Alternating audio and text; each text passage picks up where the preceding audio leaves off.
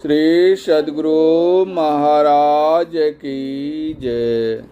प्रातः स्मरणे अनंत श्री विभूषित परमाराध्य संत सद्गुरु महर्षि में परमहंस जी महाराज का प्रवचन। शून्य में क्या मिलेगा। बंदौ गुरु पद कंज कृपा सिंधु नर रूप हरि महामोह तम पुंज जासु वचन रवि कर निकर। प्यारे लोगों, संत मत मोक्ष प्राप्त करने के लिए और संसार में सुख से रहने के लिए शिक्षा देता है। ईश्वर की भक्ति से मोक्ष या मुक्ति होती है। भक्ति में अपरा और परा दोनों प्रकार की भक्ति होनी चाहिए। अपरा भक्ति में स्थूल जप और स्थूल ध्यान है। परा भक्ति में बिंदु ध्यान या ज्योतिर्ध्यान और नाद ध्यान है। बिंदु ध्यान में मन से कुछ बनाना नहीं पड़ता है, केवल देखने के ढंग से देखा जाता है। देखने का ढंग गुरु बताते हैं। ईड़ा और पिंगला के मध्य में अर्थात सुषुम्ना में देखो। देखने का तात्पर्य है वहाँ दृष्टि ठहरा दो, वहाँ ज्योतिर्बिंदु का उदय होता है। श्रीमद् भागवत गीता में भगवान श्री कृष्ण ने कहा है, कविं पुराण मनु शासिता रमणोर्ण्यांग समुष मृद्य सर्वस्य धातारम चिंत्य रूपमादित्य वर्ण तमसः परस्तात। गीता अध्याय 8-9। और तेजो बिंदु उपनिषद में है, तजो बिंदु है परम ध्यानं विश्वात्व हृदय संस्थितम। अर्थात हृदय स्थित विश्वात्म तेजस स्वरूप बिंदु का ध्यान परम ध्यान है। ज्योति ध्यान में ज्योतिर्बिंदु से और भी विशेष विशेष ज्योति होती जाती है, जिसका पूरा वर्णन कोई नहीं कर सकता। ज्योति के साथ नाद भी प्रकट होता है। ज्योति के साथ जो नाद होता है वह सूक्ष्म नाद है, और अंधकार में जो नाद होता है वह स्थूल है। संतों ने स्थूल नाद ध्यान करने को नहीं कहा। यदि कोई स्थूल नाद को यानी अंधकार के नाद को सुनता है तो बहुत दिनों तक अभ्यास करते करते संभव है कि कभी उस केंद्रीय सूक्ष्म नाद को पकड़ सके। इस विषय को मैंने सत्संग योग भाग 4 पाड़ा 60 में लिख भी दिया है।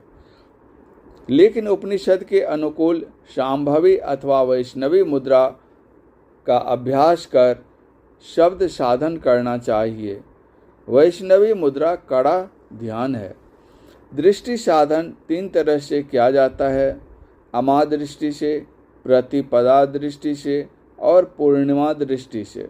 आँख बंद कर देखना अमा दृष्टि है, आधी आँख खोल कर देखना प्रतिपदा है और पूरी आँख खोल कर देखना पूर्णिमा है। अमा दृष्टि में कोई तकलीफ नहीं होती। संतों ने अमा दृष्टि से ही अभ्यास करने को कहा है। कोई कहते हैं कि अमा दृष्टि से अभ्यास करने से ऊँघी आती है, नींद आती है। मैंने पूर्णिमा दृष्टि का तो अभ्यास नहीं किया है, लेकिन प्रतिपदा दृष्टि का अभ्यास किया है। इसमें भी ऊँघी आती है। हम लोग आँख खोले रहते हैं, लेकिन ऊँघी आती है और आंखें बंद हो जाती हैं। चाहिए कि होशियारी से रहें और ऊँघी से बच कर ध्यान करें। बिना ज्योति ध्यान के नाद ध्यान करने की गुरु आज्ञा गुरु महाराज ने नहीं दी। गुरु नानक देव जी भी यही कहते हैं, सुखमन के घर राग सुनी सुन मंडल लिबलाई। लोग कहेंगे कि शून्य में क्या मिलेगा। शून्य ही मिलेगा, बिल्कुल खाली ही रह जाओगे। एक पंडित ने कहा था, लेकिन थोड़ा विचारो, खाली जगह में वह रह जाता है जो कभी नहीं टलता। जो जगह भरी हो रहती है वह आवरणित है। जैसे इस घर में माल भर दीजिए तो खाली शून्य नहीं देखा जाएगा, लेकिन शून्य कहीं जाता नहीं। घर से सब चीज़ों को हटा दो तो शून्य बचेगा। उसी तरह यह विश्व है और इसमें विश्व के तत्व भरे हैं। इन तत्वों को निकाल दो तो वह बचेगा जो कभी नहीं टलेगा। मनोभाव छोड़कर दृष्टि रखने की कोशिश करो, तब सूझेगा। जो कभी तुम्हारे दिमाग में नहीं आया और सदा वहीं रहता ही है, वह है ज्योतिर्मय बिंदु। इसके बाद है सहस्र दल कमल रूप जगत। लेकिन यहाँ भी ऐसा खाली नहीं हुआ जहाँ केवल ईश्वर ही रहे। इसलिए इससे आगे बढ़ो, नाद ध्यान करो। नाद से खींचकर वहाँ पहुँचो जहाँ इसका केंद्र है। और शब्द से शब्द होता है। सब चुप रहते हैं और फिर बोलते हैं तो शब्द होता है। इसी तरह निःशब्द से शब्द होता है। परमात्मा ध्रुव और अकंप है। अकंपता और ध्रुवता के कारण वह निःशब्द है। कंप और शब्द के बिना संसार नहीं होता, इसलिए आदि में कंप होता है। नादानुसंधान करते करते उस नाद का पता लगता है जो सबसे प्रथम हुआ। वह शब्द भी परमात्मा में जाकर लय हो जाता है। उस शब्द की धारा बिंदु तक लगी है, वही है मकर तार। मकरा अपने तार पर ऊपर से नीचे आता है और उसी को पकड़कर ऊपर जाता है।